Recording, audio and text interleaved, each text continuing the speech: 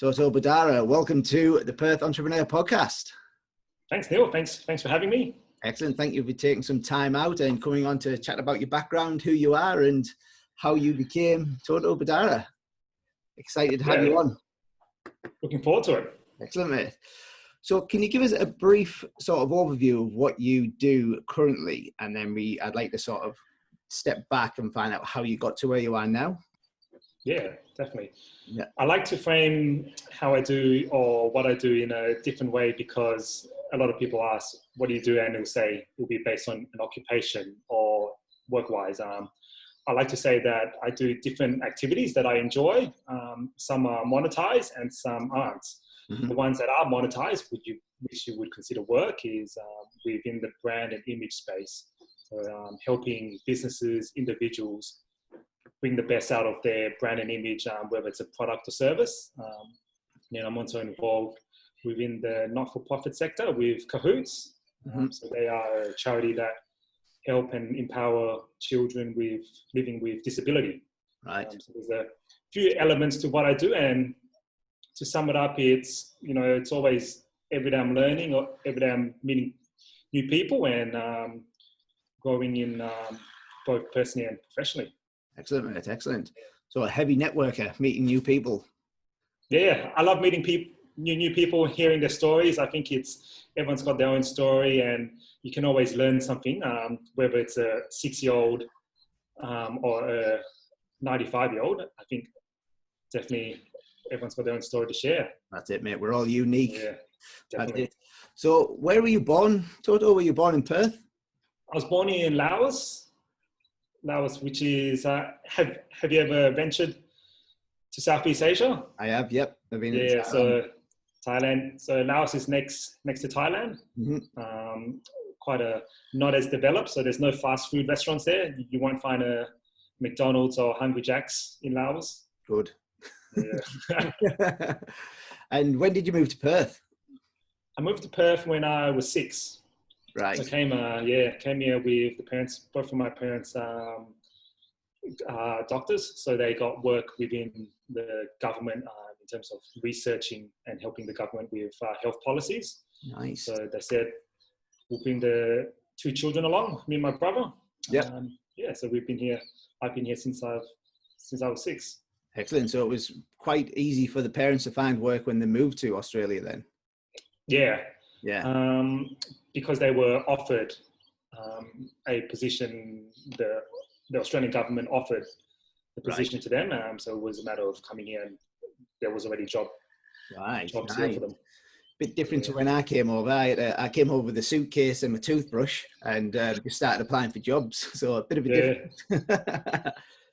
And so what did you do? Whereabouts did you grow up in Perth?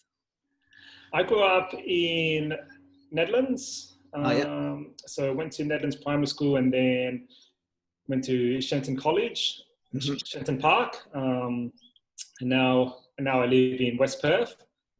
Nice. So yeah, been kind of in the Shenton Park, Netherlands, West Perth area. I've always loved to be close to the beach. For me, in summer, I'm down at the beach pretty much every day.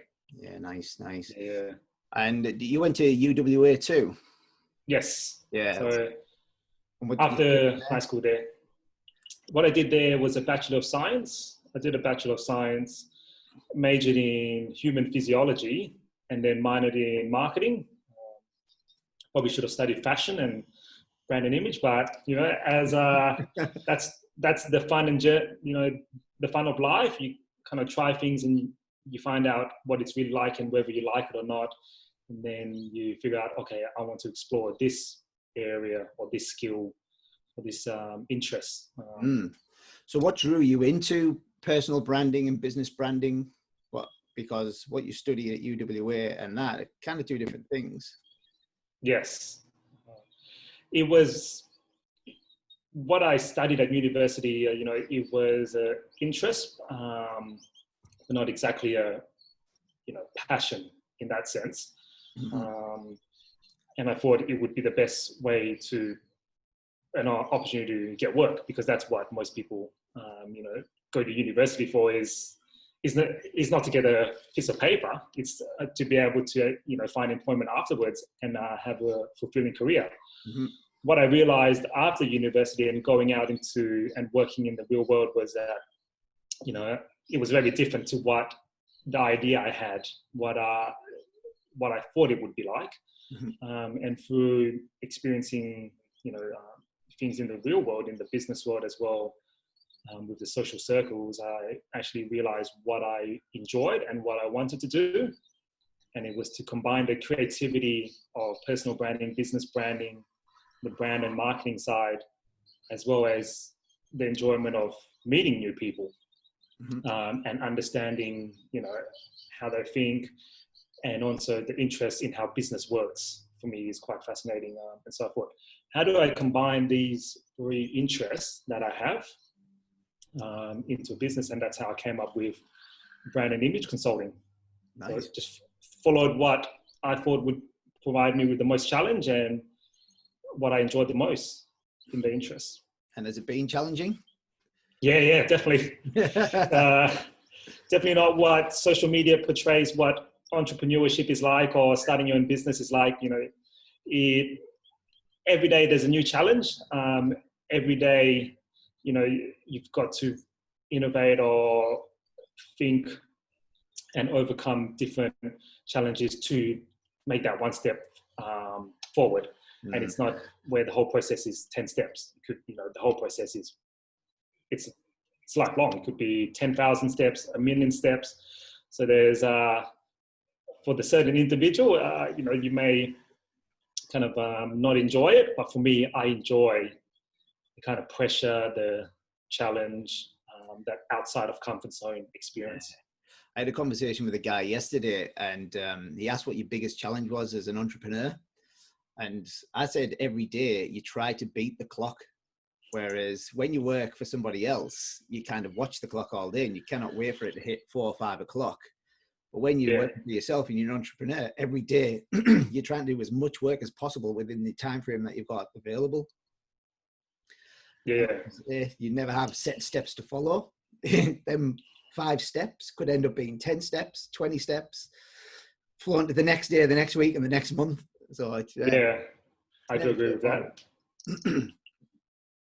So from leaving UWA, did you go straight into the personal branding space, or was a sort of stepping stone between that so that you could establish yourself as a business owner? Straight from university, I worked straight out of that in a sports marketing company for 6 to 12 months. And then from there, I actually went into children's education. Right. So, because I thought it would be a challenge to work with children, and I think I got advice that if you want to explore that also creativity, but working with children will give you quite a few life skills that you can bring forward, because children are very straightforward with you, and they give you ideas, and their minds, they work on a different level because they're still exploring and creating. And for me, that was quite enjoyable. So I did that for 4 years within the children's education sector.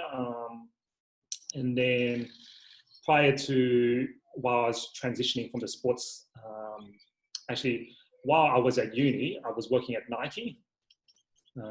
So I spent time at Nike in sales, in marketing for 3 or 4 years. So I went from Nike to sports marketing, and then to children's education.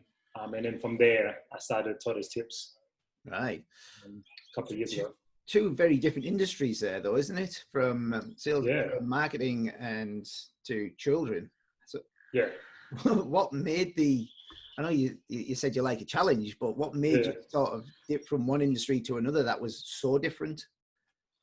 For me, it was definitely in terms of, I realized going into different jobs, whether it was casual jobs or I was at high school or university, I realized that you don't know what a job is like or what its work is like until you do it, until you try. And I was given the opportunity to be involved with the children's education sector. Yep. And initially I thought, this has nothing to do with what I studied or how can this actually, add to my existing skill set? And I was like, I probably won't enjoy working with children. But then I told myself, I don't actually know these. These are, ideas, or these are simply assumptions I've made. And so I thought, okay, give it a shot. If you don't like it, you can always, leave and pursue, go back to the marketing job. So I thought, in terms of risk, there was not much of a risk involved, and thought, give it a shot. And I ended up really enjoying it, because I realized there was different skill sets involved, because I was managing a team, but as well as working with children, and then being involved in a business, quite a large business that had, investments in children's education as well as playground equipment. So it was quite a few industries in one, and a lot to learn. So I thought, why not? And it definitely added to my skill set and my perspective on business and personal life to this current day. Interesting. Good stuff. So let's touch on personal branding then, and business branding, because right now it's very, very important to have a good personal brand and also a good business brand. So how do you help people make sure that both of them brands are correct, but also in line with each other, so that they're not on sort of different paths and veering away from each other? Or is that acceptable? Yeah, that's a good question. In terms of, most of the time, a personal brand and a business brand, because the personal brand, the person is either a business owner or a CEO of a company, usually the personal brand is linked to a business brand as well. But what I found is that the most successful kind of personal and business brands, when they combine it, is actually to have it where it's diversified. So the personal brand is quite personable to people. There's an emotional connection there. And then the business brand actually, has a slightly different message in terms of why it offers value to the customer, what makes it unique. But it all ties into the foundation of what, those two brands represent. A core principle or theme is what I found. I love studying brands such as Richard Branson, Elon Musk, Oprah Winfrey, and a local Andrew Forrest. So people that have strong personal brands, but they also have built successful businesses, and their business brand is quite different to their personal brand. Good. Yeah.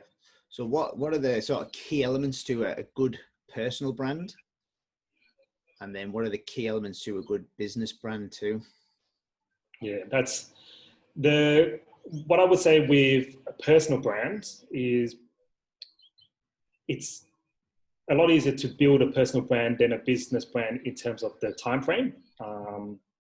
And the key principles in terms of a personal brand is that a lot of personal brands, they have something that is unique. Everyone has something that they're able to deliver in terms of the message to the audience.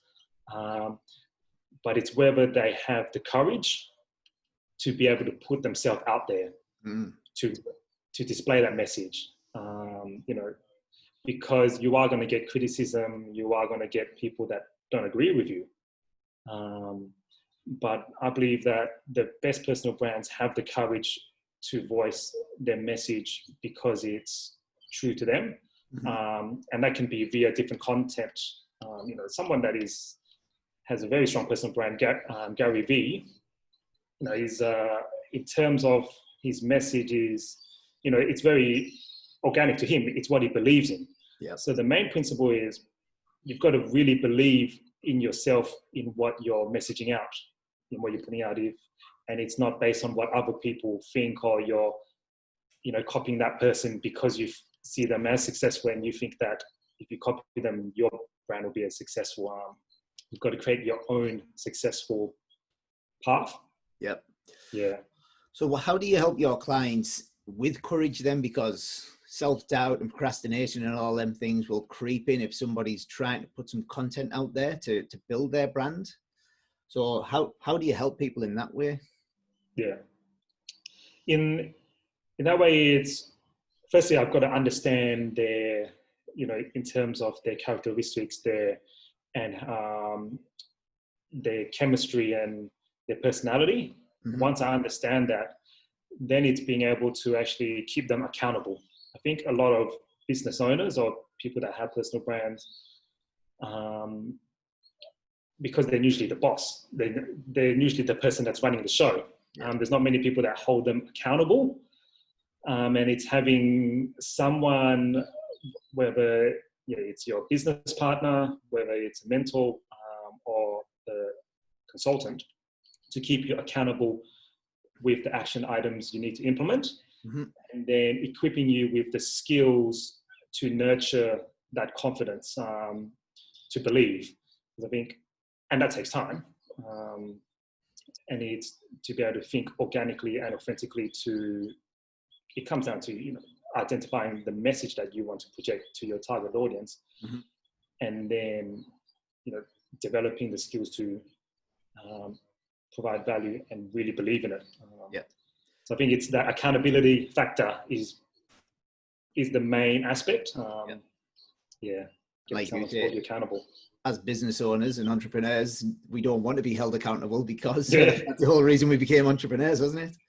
Yeah. So what are your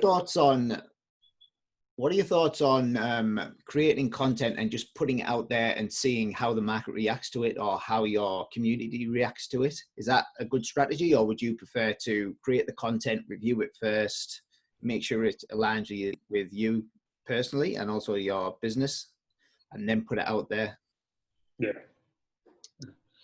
There's obviously other elements that would factor in to how effective the communication is in terms of brand communication. Yeah. I do believe that when you have content, that we tend to overthink it. Mm-hmm. Is it going to get 5 likes, 10 likes? Is it going to get people to interact with it? Is it going to project the wrong message? And we tend to overthink these ideas. Now, you can reduce this overthinking by going back, to the foundation of, you've got to have a strategy to why you're posting content, and to your brand communication, and not just doing it for the sake of because you need to, or because you think it's an effective way, but to develop a strategy where first you identify your target audience. What is your actual audience? And then what does your audience respond positively to in terms of themes, words, messaging? And that's a start. Once you have that, then you make sure every message you put out is authentic to you, but aligns to that strategy. Mm-hmm. And based on that, you can't predict or control how other people respond. But when you put the content out there, you won't know how to improve unless you put out there. I rarely see people with the first post, when they put it out, they'll get on, for example, on LinkedIn, 10,000 views, 100 likes. It's, I haven't seen that yet. And so, people put on the first post and then they realize, okay, this is what my target audience respond to. Okay, the next content I put out will be improved and tweaked aimed towards that. And then it's an improvement until you can refine your message, and then it's a matter of being consistent, mm-hmm. and gradually building your audience. Yeah, and I think that's one of the problems in today's world, isn't it? We're very impatient and we want results instantly. Yeah, we've probably got social media to thank for that, because like you say, that what's portrayed out there and what actually goes on in the real world is two totally different things. There's a lot of struggle and hard work and consistency that's required to get to the levels of the likes of the Gary V's and the Kerwin Rays and all them type of people. They've went hard for years. They've built their brands, and they're reaping the rewards of that hard work now. Yeah, I mean, they've been doing it for 10 plus years. If you have a look at the first content that they put out, and people think it's just a couple of weeks because they start listening to it, or they see the content based on a friend of a friend, and then they don't actually look in or to actually find out the story from the beginning of the journey. They just see the end result. We did Kerwin Ray's Nail It and Scale It a couple of weeks ago, and Kerwin actually showed you some of the first content he put out, like, I don't know, 10 years ago, 8 to 10 years ago, and totally different guy. So it's just practice over time. Practice makes perfect. He's refined and refined. His presenting skills have got better, and just you look at what he was and what he is now, and just two totally different people putting out a very similar message. Yeah. And now he's got like heaps and heaps of followers. So Toto, what are you excited about today in your business? Like, I know we spoke just before this came on and you were looking forward to getting back out there and getting back amongst it. What's the exciting part about the next couple of weeks for you, or the next month? Yeah, definitely what's exciting is people's behaviors, but there are emerging industries that are actually, I think a lot of people, whether they're taking this time, it has dependent on how they spend their time, would produce a positive outcome or negative outcome based on how they spend their time. But the industries of biotechnology, health, fitness, medicine, energy. So all these industries are even more important in creating a more sustainable way of living and world. And so there's actually a lot of opportunities within those areas, and I'm quite excited because it's working with clients that actually have a positive impact on society, and the way they're thinking is very innovative. Kind of the ideas to change the world for the better are coming out because there's that opportunity there. So that's, for me, quite exciting in that space, even with how we holiday and how we spend our time, self-sustainable eco lodges or hotels. So there's definitely, it's about perspective, where you look. If you're looking at all the things that are not working, not going right, and all the negative things that are going on, it's hard to think of solutions or a positive way forward. But there's always, I believe, there's also that outlook where there's so many things that are happening in a positive way. Mm-hmm. So I'm quite excited in the next few months, couple years, and even in the 10, 15 year time frame. Beautiful. Because we did touch briefly on mindset and positivity before we pressed record today. Can you tell us about how you kept yourself in the right frame of mind during the last couple of months? Because it's been tough for some people. Some people have really struggled with the last 10 to 12 weeks. So what did you do as a person to just keep yourself motivated and keep spirits high and keep focused? I definitely incorporated a couple of activities or principles. One of them was checking in with my clients, with my friends, with the people around me. And actually, before having a conversation with them, already have a positive mindset in, wanting to talk about things that are working well, or being able to provide that support in a positive way. So I think in terms of the community, not to think that you have to do everything by yourself or that you're alone, I think is an important mindset to have. Because sometimes being a business owner or entrepreneur, you can feel that you're by yourself, that there's because you're in the minority already in the way you think in what you're doing.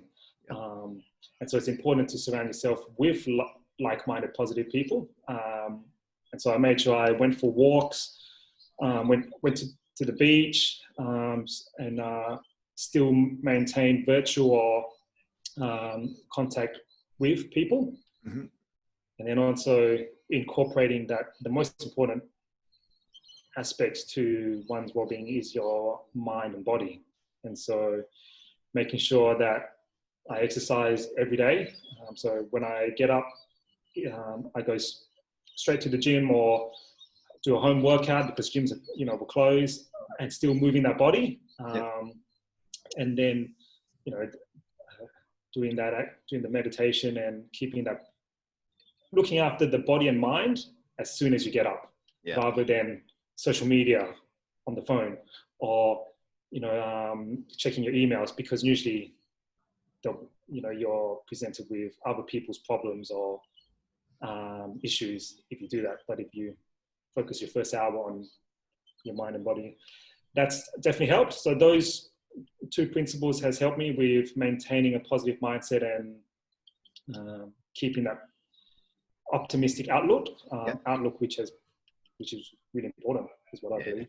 And I suppose as a consultant, you would have had to be there to support some of your clients too. Did they come to you with not so much problems, but just with concerns about the way things were going? Provide support for them.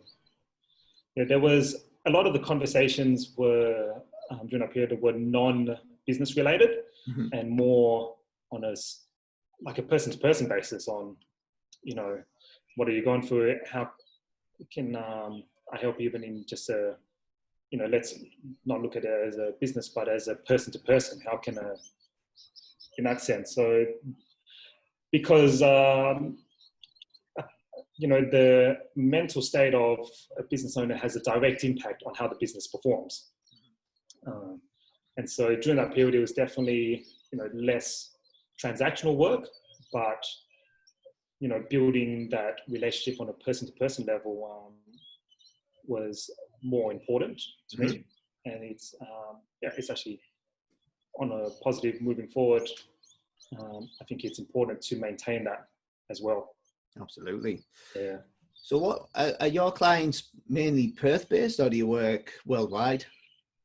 Mainly Perth based, probably 60-70% Perth, and then 30-40%, 30-40% in Southeast Asia. Right. So yeah, I travel back and forth within those two regions. Nice. Can you tell us some of the businesses you're working with, and some of the brands that you're working with and helping improve? Yeah, sure. So I've worked with ADB Bank, Mercedes-Benz, with Deloitte, EY with their teams, and then also with new startups. So there's ABG Biopharma, also within the marketing space, Alika, which is a local marketing company. So those are a few companies I've worked with, quite diverse industries, from big corporations to medium-sized businesses. Yeah, nice. Mercedes-Benz was the big one that jumped out there. Yeah, massive. They've got because the company itself has so many subsidiaries that they own, and so that a lot of people actually don't know about in terms of brand, because, you know, the Mercedes-Benz brand is so prominent.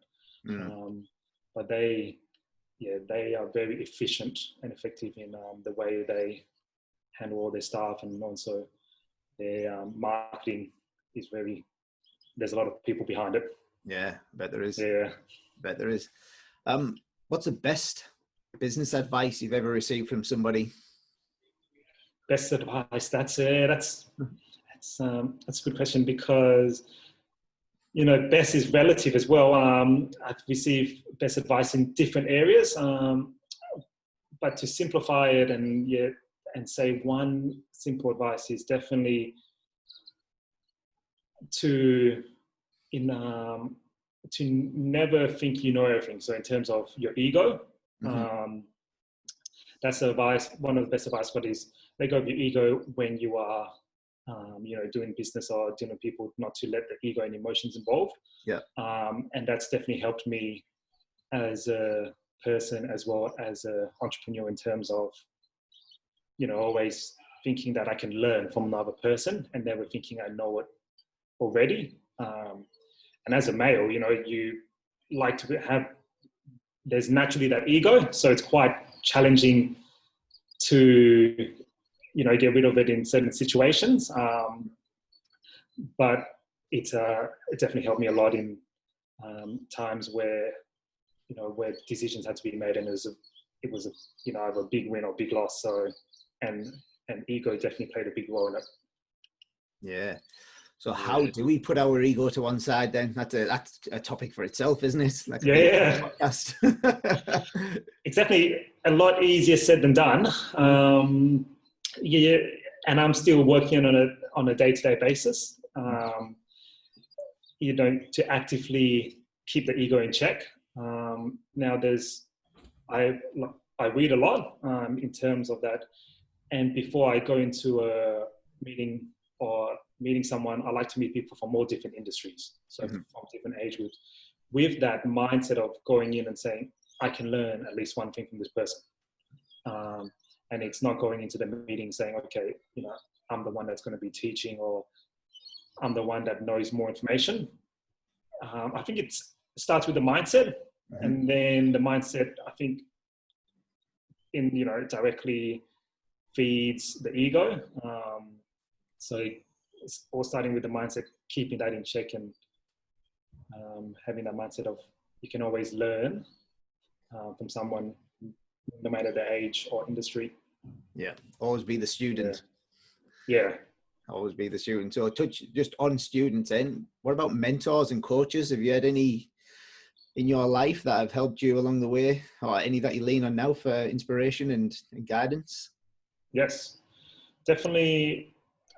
Because when you hear of self-made and all that, I'd actually don't believe in that, because for me, without the support or without the help or guidance of the people around me, I wouldn't, be standing here today. Yeah. And so in terms of formal mentors, I've got 3 or 4, in different industries. I've got a mentor that's younger than me, who's 21, 22 this year. And I've got a mentor, in his 60s.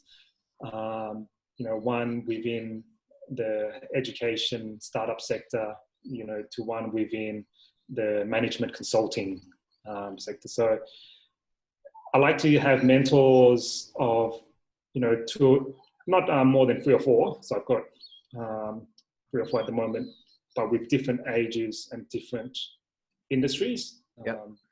And they provide their perspective and their advice. And then it's a matter of extracting it and then best applying it to your own, position. Because, yeah. So what does a 21-year-old teach someone like you? Yeah. What guidance can they give you? Because there'll be a lot of people that think mentors just need to be older than them or in a better position than them. Yeah. Not necessarily like that, is it? No, it's not. This certain 22-year-old has started a business and sold it. So in terms of, mainstream success, you would classify that as successful. Yep. But it's more the perspective on life, as well as being able to enjoy it in the present. Because I think a lot of younger people, this may be a generalization, but generally, they tend to enjoy the present more. And with this particular person, it's being seeing him allows me to see that, okay, sometimes you can just enjoy the simple things in life, and also staying grounded and staying present, as well as that different perspective of because we can get caught up in our own mindset or our own viewings of the world. Sure we can. And it's interesting that a 21 or 22-year-old is coming out with them type of things, because when I was that age, I didn't think like that at all. So interesting. Very interesting. He's a very switched on 21-year-old. He's not just stereotypical 21-year-old.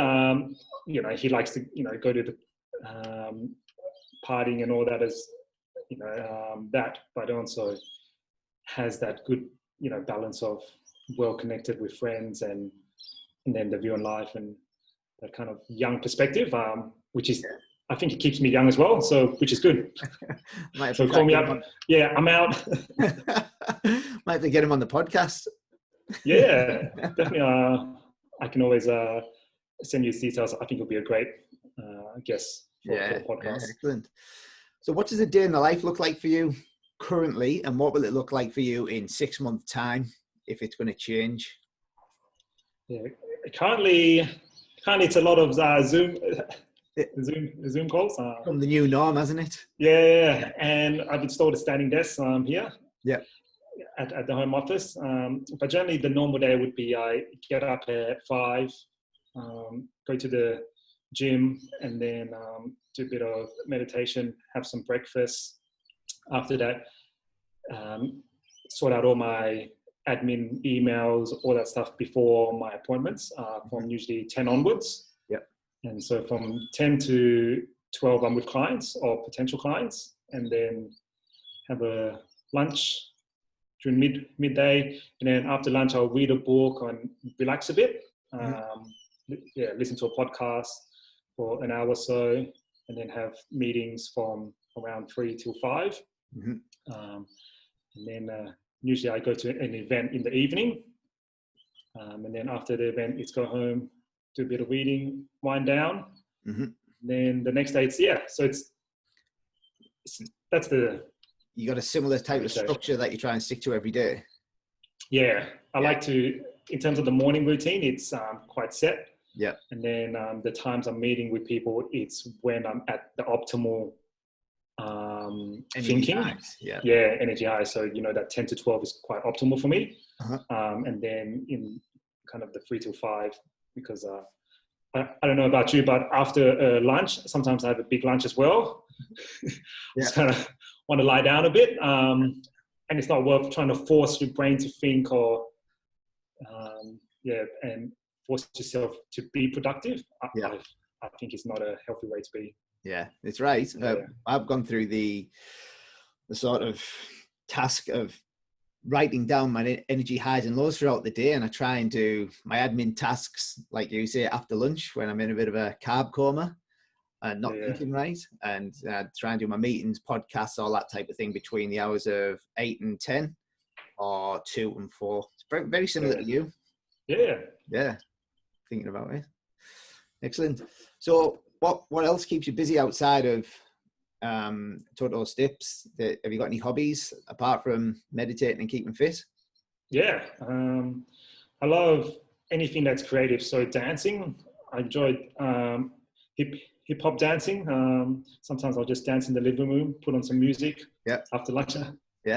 And fashion. So I love fashion in terms of the creativity sense, and also has a link to the personal branding side. So I have interest in fashion and travel. So anytime I get a chance, I'll travel. Been to over 30 countries so far, and I've got a goal of, to be so what my age is how many countries I've been to. Right. So that's a lifelong goal I have. Yeah, nice. So that's if I want to visit all the countries, I'll have to live to 180, 200 years. Maybe do 2 a year, mate. Yeah, maybe modern medicine, who knows how far it will advance. That's it. So that's my other hobbies. Yeah, nice. And I like to finish on these 2 questions. What are your 3 favorite books or podcasts? Okay. 3 favorite books or podcasts. Let's do books. Is definitely Tools of Titans. Is one of my favorites by Tim Ferriss, and then the other one is 7 Habits of Highly Effective People. That's a second one. And then the third one, I would say, it's actually quite a different style book. It has to do. I actually just actually have it in my bookshelf now. Just read it the other day. It's it's about time. So the book is called Time, and the concept of time, which is quite interesting because we all value time as one of the most valuable assets, I think to have a deeper understanding of its origins and actually what time means, you can go in quite a deep conversation with that. That's one of the ones I read recently. That popped up in my head because I like to, that kind of the Tools of Titans and 7 Habits. That's the main ones where I read over and over. But I thought I'll pop one in that is kind of new that I read recently. Yeah, nice. And what about podcasts? Podcasts. Yeah, definitely podcasts. There's one which is the Mind Valley. So that's really good. I quite enjoy that. And then I like Entrepreneurs on Fire. I think the guy is actually doing this. He's originally from Australia. Right. From memory, yeah. Entrepreneurs on Fire is a good podcast. And then the third one is Millionaire Mindset, which I like to listen to in terms of its, short snippets of, it's just that feeding your mindset the right information. Because I believe that, what you hear and has a direct impact on how you think. And so to feed, that the right information to your brain has a direct impact on how you think. Absolutely. It's critical. Absolutely critical, I think. Definitely. And my best question, because I've got a nice little list of these places now. Where's your best place in Perth to eat? Best place see, I love eating out, and I always love a good burger joint. So my favorite, you've got a tricky one. I'm about to go to Meat and Bun in Mount Lawley, the burger place. Because you can't go, there's other foods where, it could be fine dining or specific cuisine. But I feel that, you can always, when you're craving a burger and then you have a really good burger, there's nothing that beats that feeling. It's true. It's true. I think there's a Meat and Bun in the CBD as well. Yeah. There is. So that's my favorite place. Awesome. Toto, thank you very much for coming on the podcast. No worries. Thanks for having me, Neil. No problem. We'll catch up again soon. Sounds good. Enjoy the rest of your day. You too.